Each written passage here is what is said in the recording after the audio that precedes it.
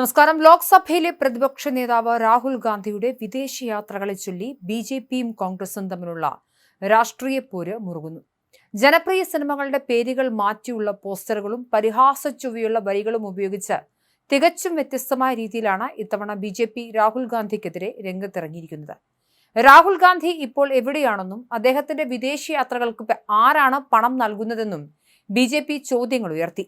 എന്നാൽ രാഹുൽ ഗാന്ധി ആഗോളതലത്തിൽ അറിയപ്പെടുന്ന നേതാവാണെന്നും നിരവധി വിദേശ രാജ്യങ്ങളും സ്ഥാപനങ്ങളും അദ്ദേഹത്തെ ക്ഷണിക്കാറുണ്ടെന്നും കോൺഗ്രസ് തിരിച്ചടിച്ചു.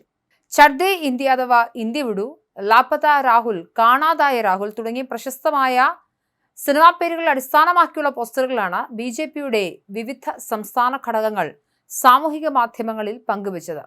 Go Rahul gone, tourist സിന്ദാഹെ, Pardesh തുടങ്ങിയ വരികളും പോസ്റ്ററുകളിൽ ഇടം പിടിച്ചു. രാഹുൽ ബാബയ്ക്ക് എന്താണ് ഇഷ്ടം? സ്വദേശ്, പർദേശ് എന്ന് ഡൽഹി ബിജെപി എക്സ് പ്ലാറ്റ്ഫോമിൽ കുറിച്ചു.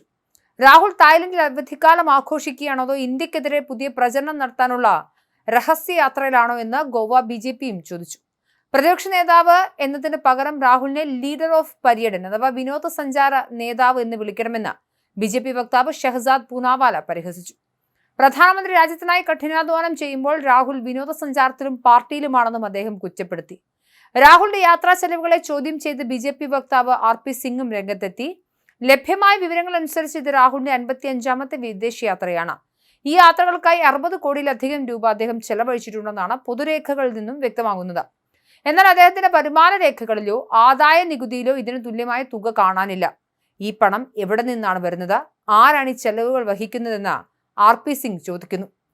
ബിജെപിയുടെ ആരോപണങ്ങളെ ശക്തമായി അപലപിച്ച കോൺഗ്രസ് ലോകമെമ്പാടുമുള്ള നിരവധി ആളുകൾക്ക് രാഹുലിനെ കാണാൻ താല്പര്യമുണ്ടെന്ന് വ്യക്തമാക്കി.